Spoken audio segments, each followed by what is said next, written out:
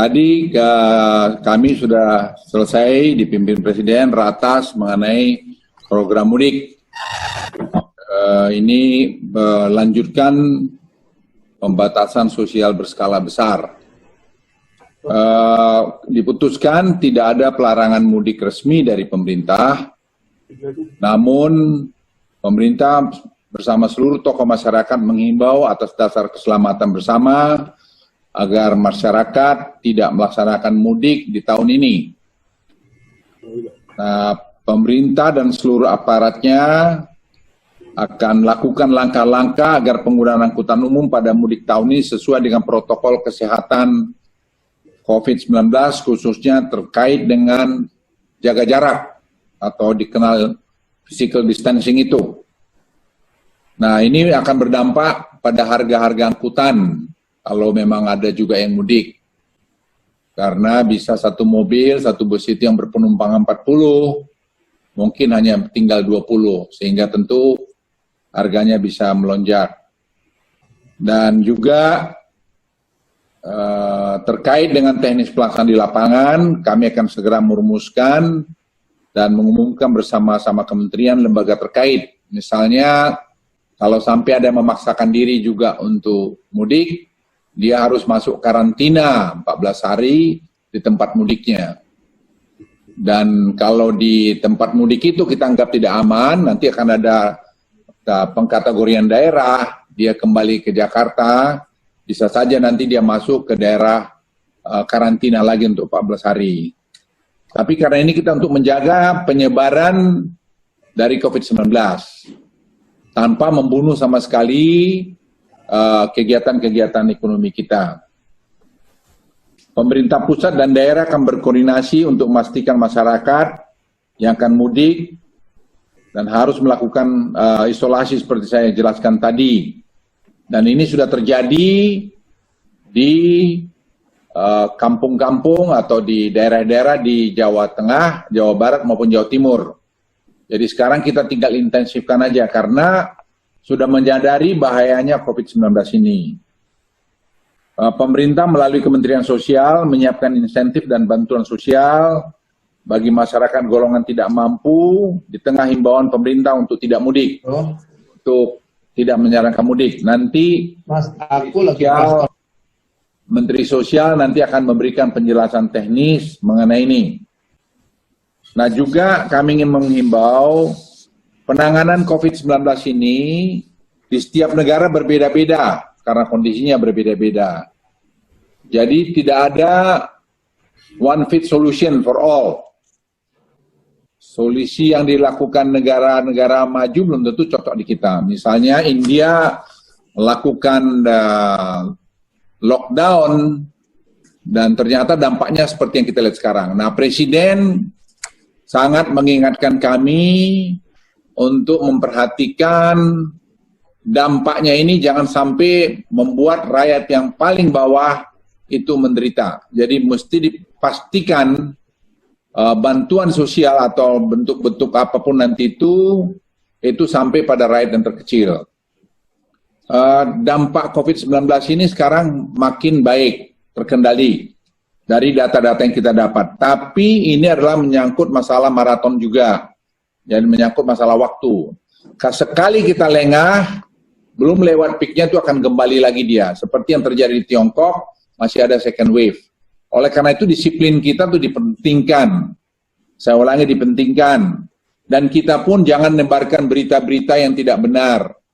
Media, saya boleh titip, janganlah mem-quote statement-statement yang tidak benar, yang membuat masyarakat resah. Agar kita dewasalah sekarang ini membuat pemberitaan. Pemerintah tidak akan membuat satu kebijakan yang akan menyengsarakan rakyatnya. Ini saya ingin digarisbawahi. Terkait dengan aktivitas mudik lebih dini bila terjadi sekarang ini, kita menghimbau seluruh masyarakat untuk mengingatkan untuk tidak terjadi itu. Pemerintah sebagaimana sudah diumumkan oleh Menkyu sudah menyiapkan paket stimulus jaring pengaman sosial untuk masyarakat yang terdampak.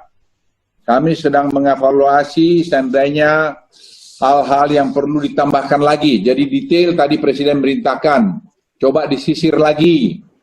Jangan sampai ada nanti penumpukan, tapi ada yang tidak kebagian. Ini jangan dicermati, nanti Pak Menteri Sosial juga akan menjelaskan. Kita berkoordinasi dengan baik dengan Pemda DKI, karena ada 3,7 juta yang harus dirawat. Nah itu kami bertukar data dengan Pak Gubernur dan Pak Menteri Sosial, sudah memfinalisasinya. Misalnya nanti karena pembelian voucher, bawaan barang itu kita lagi menghitung untuk tetap melibatkan Gojek dengan Grab, sehingga juga mereka ada kerja juga. Dan nanti saya pikir dalam beberapa waktu ke depan akan terbentuk nanti mekanisme ini sendiri. Nah, semua saya mohon kita agar mengikuti protokol kesehatan COVID-19, khususnya yang terkait physical distancing.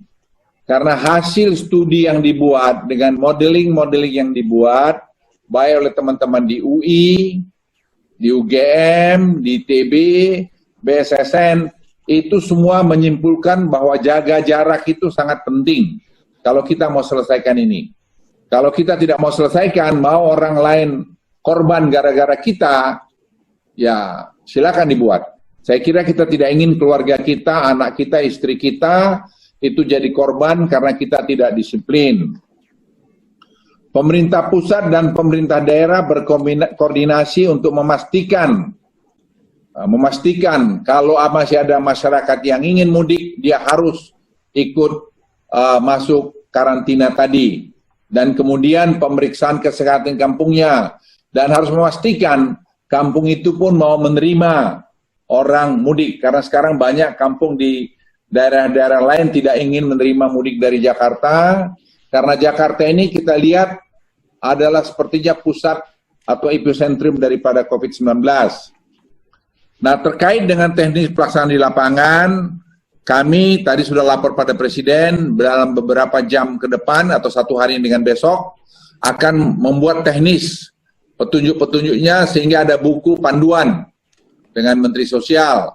Jadi sekali lagi Presiden sudah memutuskan tadi untuk kita menghitung betul-betul jangan sampai ada rakyat yang tidak pendapat bantuan dari pemerintah. Nah, sekali lagi saya ingin garis bawahi, tidak ada pernah keraguan-raguan pemerintah atau lambat dalam membuat keputusan, sama sekali tidak. Proses pengambilan keputusan itu dibuat secara cermat, mendengarkan semua, dihitung semua, dan Presiden sangat concern mengenai rakyat yang berpendapatan rendah. Kami harus memastikan bahwa mereka itu dapat bantuan itu. Dan itu tugas berat daripada Pak Menteri Sosial yang sekarang sedang bekerja untuk itu. Saya kira itu penjelasan dari saya silakan Pak Menteri Sosial.